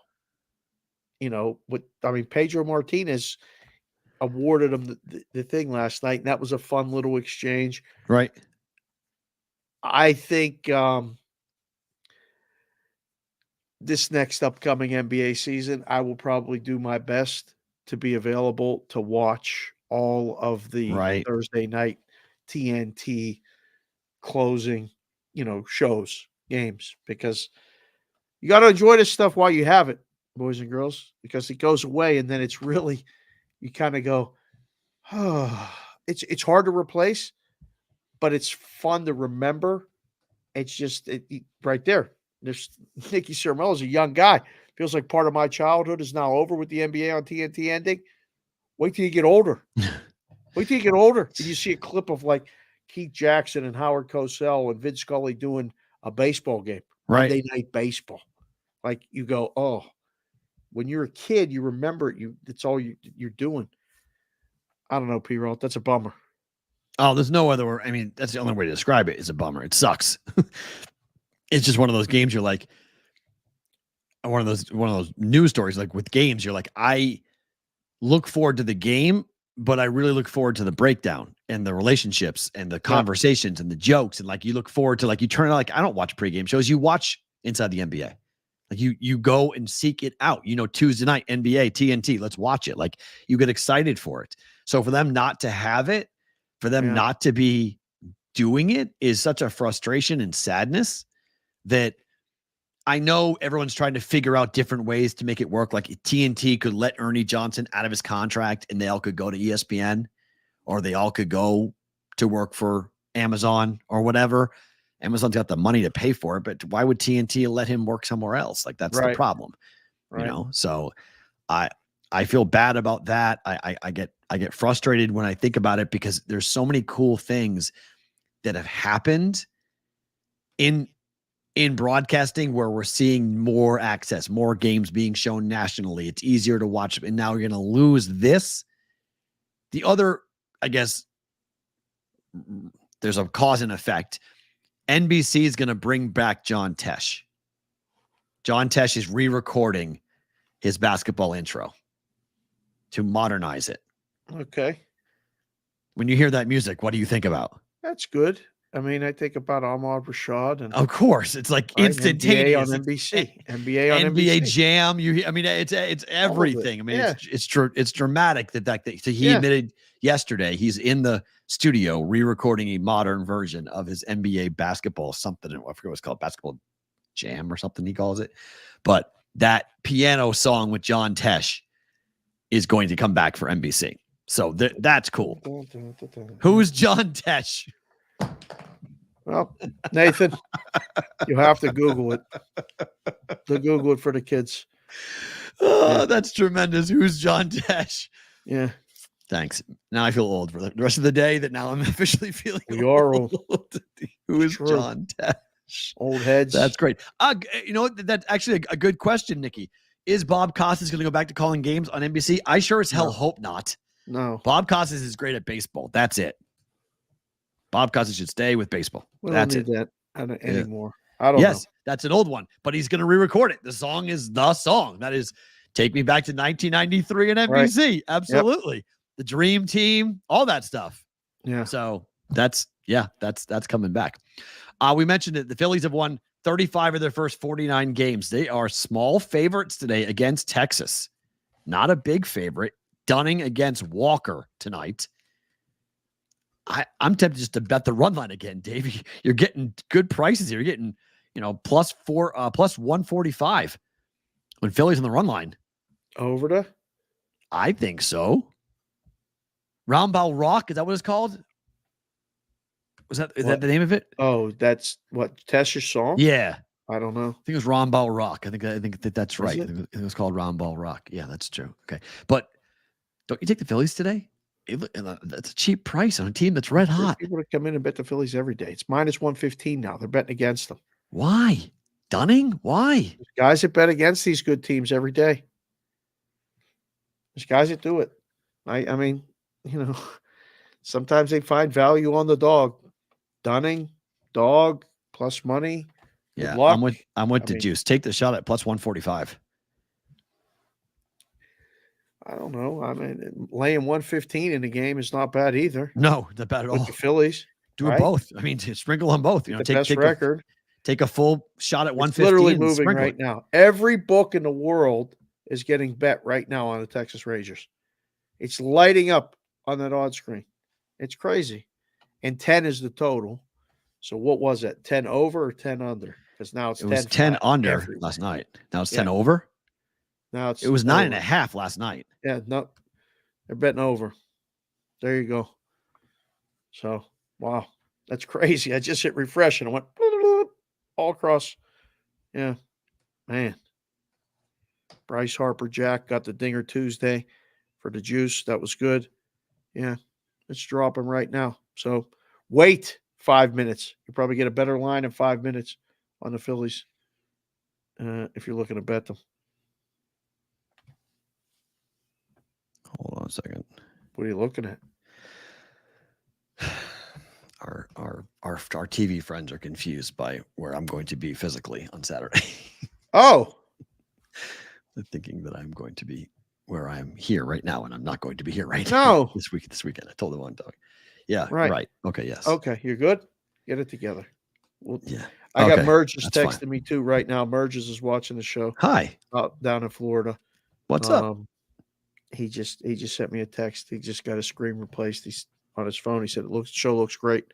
So welcome, John. We'll see him. He's coming out, I guess, in June to Vegas. Nice. A lot of people coming out. Yes. Okay, sorry. We're all good. 62.5, by the way, is the over-under for number of likes today. Oh, we're way If over anyone that. can help that. I don't know. It's summertime. You know, we're out of school. A lot of people are still in school and all this other stuff. So hit the like button on the way out or on the way in or on the replay. It all counts the same. It does. Does Devers extend the hit streak today? Yes, but Devers going yard today, Covey? Okay. Sox have won 3 in a row. Sox are now favored. The bane of my existence. I really thought the Rays were going to win yesterday. It was the only baseball game that I was wrong again with the Red Sox. And I'm like, damn it. Now what? And now I want to flip and take the Red Sox today. 25-24. Red Sox are back over 500. They are doing work at the plate right now, and Tampa can't score. Pirates record, actually, right now. Let's see that. Pirates record? Pirates record right now is, 23-26. We're 6. right there. Right there. Mm-hmm. Keep track of that. Sox got to lose today, no? I think so. I would think the under, but I didn't bet it. They're not favored, by the way. They're not? No. Oh. Tampa's favorite. I was like, what do you – wow. Because I saw the overnight line last night. It was minus 125, minus 130-ish. I may have flipped it. You flipped it yourself. See, this is why you are going to work in the marketing department in the book, the BVP book. We're going to keep you over there, away from the numbers and the math. You can help us with opinions and things. I'm not making this number. I'm simply copying it. I'm doing 15,000 things for the rundown every day. I just misread it. This is part of the problem. I know. We're all doing 50. Me and you really juggling a lot of things right now. Oh, yeah. I apologize. Yep, it is. It's 140 now. It's up to 140 for Tampa. Yeah, a couple places have. They're coming in heavy on Tampa, minus 140. Well, just listen. There's people that'll be like, Tampa's not losing them all these games in a row to them. You know, and there's other people that say bet the sweep. Well, this is the first series that Sox have won in Tampa since 2019. Oh, wow. Really? So, like, they're due to lose this game just because, like, this is not them to go up 2-0 here on Tampa is not normal for Boston to have success in Tampa. Huh. But it shows more where Tampa is more than the Red Sox because Tampa can't score. Their offense is absolutely anemic. I got to look at Bello's last couple starts. Not good. That's why I want to bet the over. I think you got to bet Tampa. Like again, not good. Bet Bello on the road. His ERA kick myself in the nuts. Tampa Monday, Tampa Tuesday, Tampa Wednesday. Yeah. So Brian Bayo on the road this year, 4.79 ERA, 2-1 record, 20 2/3 worth of work. He's got up 11 earned runs and 6 home runs. He's gotten hit pretty hard on the road. To me, I don't know. I would agree. I almost bet. I would bet Tampa. Like, if you're going to bet somebody, I would bet Tampa. Right. Then the Guardians are 31-17. They've won 5 in a row, and they're pick 'em today against the Mets. I don't understand it. Well, no, they're playing now. It's fine. Oh, they are? Okay. It's over. Did they win? 5? Yeah, they won 6-3. Okay, so they won 7 in a row now. So there you go. So Royals are winning, right? The Royals are winning. Yeah, it's always hate Wednesday games. You never know when's a day game, when's a night game. Who's playing getaway games? They put the time on the game. You know. I know, but it's too small. Sound like the guy in the book that comes up to bet the Guardians right now. Hey, I want to bet the Guardians. The best is when they come up to the counter and bet the Mets, and they go, "Hey, I want to bet the Mets," and you're like, "Are you sure?" Yeah, I want the Mets today. I mean, tomorrow. You want the Mets tomorrow? No. They're doing it right now. Like they come into the book at 1:30 and the game's already final. But they didn't look at the board and they come up and they go, "Yeah, I want to bet the Mets." And I'm like, "How much do you want to bet?" $100. What, you want to bet 100 on the Mets today? Yeah. Yeah, KC money line. So KC won 6 in a row. So I don't get that at all. It was a pick 'em. It shouldn't have been Cleveland. Sorry, I should have given the game earlier. That was at the board, sir. The Mets are final. I'm going to save you $100. So save you $100. Bet something else.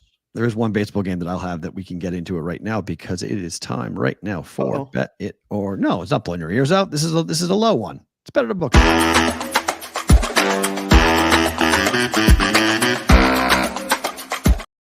Better to book it. Also feel to it. I like it. Yeah, a little spicy on the summertime.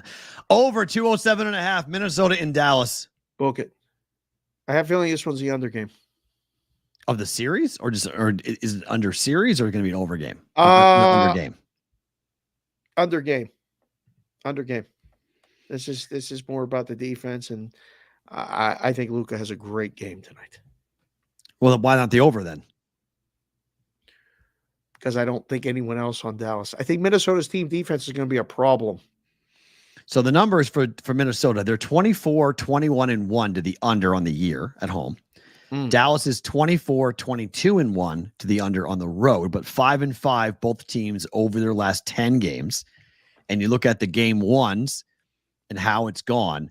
Game ones have been unders, but they've been unders because the totals have been 218.5, 213.5, 216.5.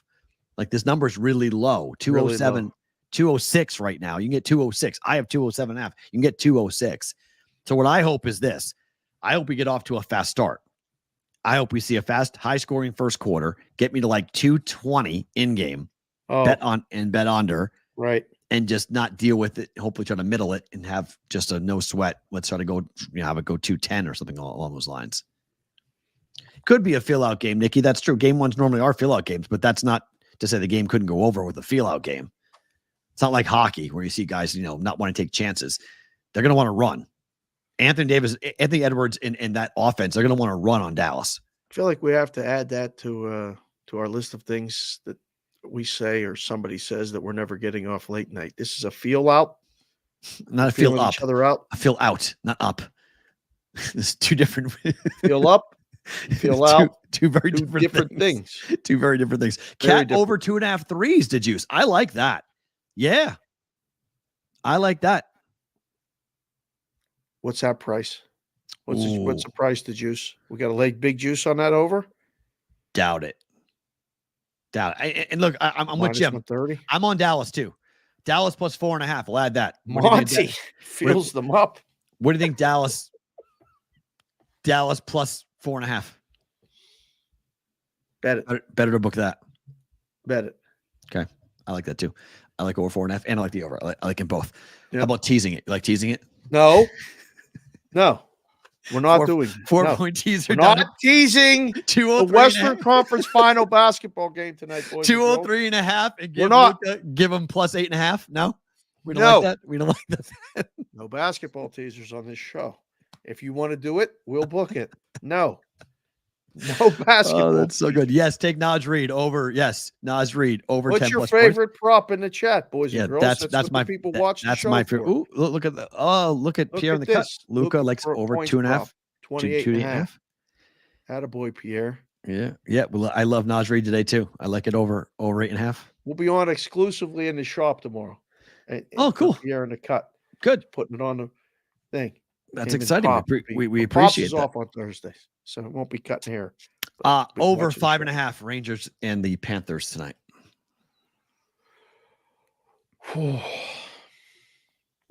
Bob's giving up a bunch. I hope for entertainment's sake, I hope this goes over.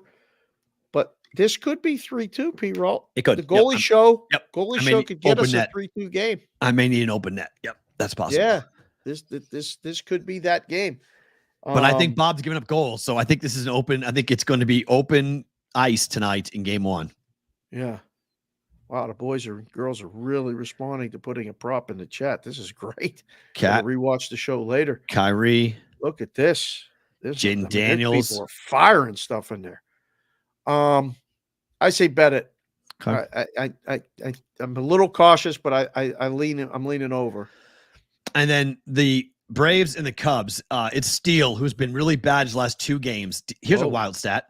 The Atlanta Braves, every game that they have won in the month of May, on the run line. Oh. Braves are going to win. Braves are winning on the run line. Braves are going to lose. They're just going to lose. But if they win, they should win on the run line. So rather than bet money line, win they've had every win in the month of May. Really? Every win in the month of May has been by 2 runs or more for Atlanta. Wow. So go ahead and take it. Run line. Better to book it against the Cubs. Freed on the hill for the Braves. I like Freed. So do I. I like the run line on the road. He's snake bitten. Every one they've won. You're sure about this? I counted it last night, unless I missed one. But every game that they've won, they've won. They haven't won a lot, though. Remember, the Braves had that big losing streak. The Braves have not been great in May. They didn't kind of a 500 team in May. But when they've won on the run line. I think that's a play. I say bet it. Okay. Very cool. If you guys are watching this show on SportsGrid, listening on SiriusXM, thank you for being here. We appreciate it. Tomorrow, Thursday, Friday, on Roll Call Friday, I'll be in New Hampshire, so we'll have a little bit of change of scenery for me, maybe a bit of a later show on Friday, but tomorrow we are back, same time, same place. If you guys are with us live, YouTube or X, don't move. Bonus time starts now.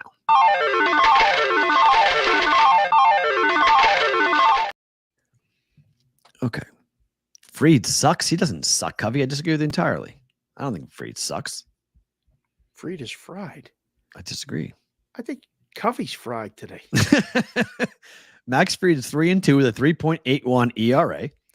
Max Fried on the road this year. Start? He's 2-1 with a 3.09 ERA on the road, 32 innings worth of work, 11 earned runs, there's 3 home runs, and opposing batting average of 156 on the road. That doesn't sound like he's bad. That sound like fried. So maybe at home he hasn't been great. You switch that E and the I, though. I see what you did there. Yeah, Covey. but I think Freed's fine. I think he's fine. What was his last start? His last start was a gem, was it not? His last start, Max Fried lost the game, but 4 1/3, 3 earned runs given up. But the start before that on the road against the Mets, 7 innings, no earned runs, 5 Ks. That's the game that his last road start was tremendous. His last 2 road starts have been tremendous. He's last 14 innings on the road, 2 earned runs given up, and he's had 12 Ks. Yeah, I saw the game against the Mets, and again, nothing personal, but the Mets lineup isn't murderer's row, so guys are supposed to look good against the Mets, but he did look good. Yeah, 4-1 win, 5-1 loss. In the month of May, so far for the Atlanta Braves, their wins have been 5-2, 4-2, 5-0, 4-2, 4-1, 2-0, 7-0, 3-0. Wow. Those are all the wins in the month of May. Okay. All on the run line. Cover the run line. So if they win, they should win the run line. Favorite thing about today is what? It's the start of football contest season. And I got to go down, see the boys at the book, see the girls at the book. Glennis was there and the crew. And it was just a reminder that, we're pretty lucky to live here. And we're pretty lucky to do this brigade proxy service thing. And we're going to start to see people coming in. The drive down was smooth. Now. So for now. The text was, I got from Flip Phone Phil, when he coming by over here, because he's off today. I post a picture and everybody at Circus been great. Yep. We'll have Palm on tomorrow to make the official announcement. If you're on the fence, use it as an excuse to come to Vegas, get involved in a contest. We'd love to do the picks for you. It'll be a lot of fun. So it was just a reminder that summer vacation has started and the kids are home and there's a lot of chaos and a lot of things. So anytime I get to go see a guy about a thing in a book or see a girl about a thing in a book, shoot us a text line, 702-570-TALK, and I'll be there. And it's going to be a lot of fun. And then the other favorite thing is about the draft. Growing up in Pittsburgh, thinking about seeing the draft and, I'm going to live next door to Jack Ham and knowing the Steelers and all this other stuff. It's pretty wild. What is that thing? Oh, I'll read that in 1 second. Okay. Knowing the draft is going to be there with a lot of the guys that I know that are still there, like running the parking lots and all this. It's a big event, boys. Oh, yeah. Like, you better be ready for the onslaught of people that are coming. Like they're expanding the airport and doing things to be ready for the draft. What's coming? I was told today in a text they're doing so. I mean, like, where are they going to put all those people? They don't even know yet where. Somebody must know, but like, you tell me there's not enough hotel rooms. The stadium. Oh, where will they hold the draft? Well, yeah, I don't know Yeah. Pittsburgh well enough to know. I'm not sure. It's going to be really interesting. They'll find a place though. Like I mean, they'll find an open. You guys don't have like a big park in downtown or something? I mean, there's a lot of places, but that's a lot of people in a very congested area. Yeah, in KC, if KC can handle it, you guys can handle it. I know, but like the city's an island essentially. Like it's all surrounded by rivers. So is KC. Oh, as you're saying, it's all by rivers. Yeah, but I mean, you can still find ways. I'm sure there's parks and open areas and whatnot you can put them in. 750,000 people. Yeah, they'll be able to handle it. I'm confident Pittsburgh. KC handled it. You guys will be able to handle it. That's the hotel rooms is the question. The physical space of holding the draft, I think that's fine. The hotel rooms and the restaurants and everything else around the draft, that's no problem. That I'm worried about. That's no problem. That's no problem. No, they have enough hotels. Yes. Oh, then they'll find room. They'll find space to do it. Then no sweat. Do it in the parking lot of the stadium if you had to. I mean, it's a movable structure. Like they did it on a street in Nashville. They did it on Broadway. That's where I think they're going to do it. So I think they're going to do it on a street next to the point down by the river, and set it up all right there. Merges says 3 rivers and 10 creeks. What's that? 3 rivers and 10 creeks, Dave. There's more than 10 creeks, John. There's definitely more than 10 creeks. What the hell are you talking about?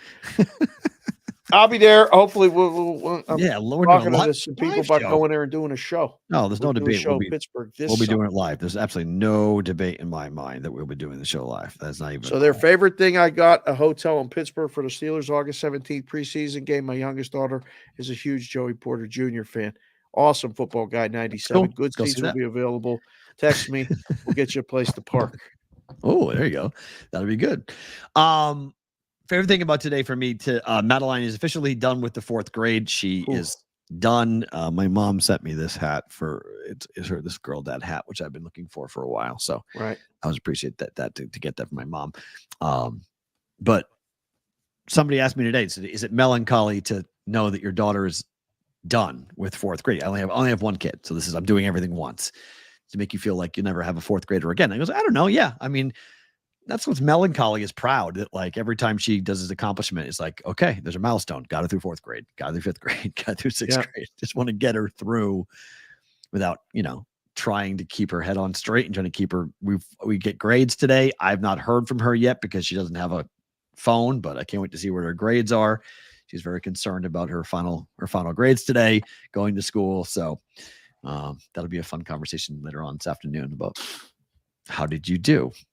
So we'll see, but it's always last day of school is always fun. Summer is officially upon all of us. Your daughter got out on Monday. My daughter is out now here. So your 2 college kids got out before, and my college UNLV got out about 2 weeks ago. So it's complete chaos. It's complete chaos at this house. The cars are coming and going. I don't know what to do. I mean, that's you got college kids coming. It's wild to me that like tomorrow Madeline has nowhere to go. Correct. That happened yesterday here. She has nowhere to go. I looked at Kendall and I'm like, are you going to get dressed today? Nope. Jammy day, the whole day. She wore pajamas the entire day. And what could I say? It's officially summer vacation. Joel, on what planet is Kansas City have 319 people living in it? Kansas City, Missouri has 319 million people. I'm bad at the math. That's really bad math. Somebody hit an extra key there. Sorry, man. Isn't there like 375 million people in America? In the United States. They all live in KC area. How big did you make that radius? What the hell are you talking about? I'm bad at the math. That's really bad at the math. Sorry, Joel. That is not accurate. Just saying. We're back tomorrow on a Thursday, everybody. Mike Palm joins us tomorrow. Big day for Circa Million and Circa Survivor. A lot of talk on the football handicapping contest tomorrow on the program. Looking forward to it. He is Dave. I am Matt. Talk to you tomorrow for a Thursday's BVB.